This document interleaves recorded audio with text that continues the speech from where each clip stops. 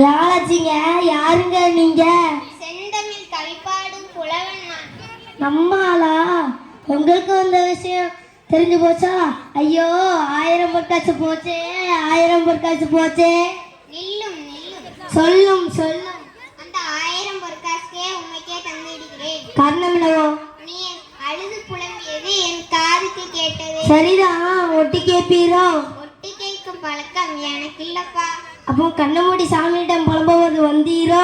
அப்படியும் வைத்துக் கொள்ளலாம். பாட்டு கிடைத்தா பரிசு கிடைக்கும் அல்லவா? அந்த பாட்டு மட்டும் எனக்கு கிடைச்சா என் கையில் 1000 பொற்காசு.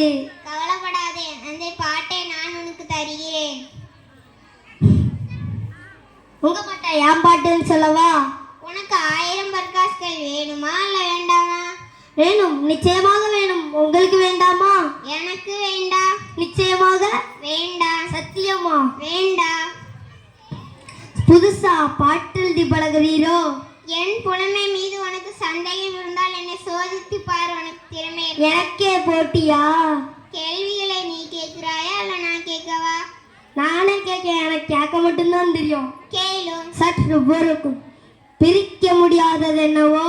தமிழும் சுவையும்.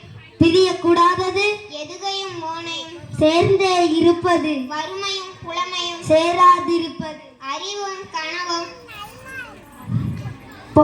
சொல்லக்கூடாதது. பெண்ணிடம் ரகசியம். சொல்லக்கூடியது. உண்மையின் தத்துவம். பார்க்க கூடாதது. பசியும் பஞ்சமும். பார்த்து ரசிப்பது. கலையும் அழகும். கலையில் சிறந்தது. இயல் இசை நாடகம். நாடகம் என்பது நடிப்பும் பாட்டும். பாட்டுக்கு நாரதர். வீணைக்கு வாணி. சொல்லுக்கு அகத்தியர். வில்லுக்கு விஜயன். ஆசைக்கு நீ. அறிவுக்கு நான். ஐயோ, ஆள வர்றா சாமி. எனக்கு தெரிஞ்சது இவ்வளவுதான். உடம்புலாம் புல்லரிக்குது. நீர் புலவர் தான், நீர் புலவரே தான். வாழ்க ஐயா வாழ்க. அந்த 1000 பொற்காசும் எனக்கே தான். நன்றி. நன்றி.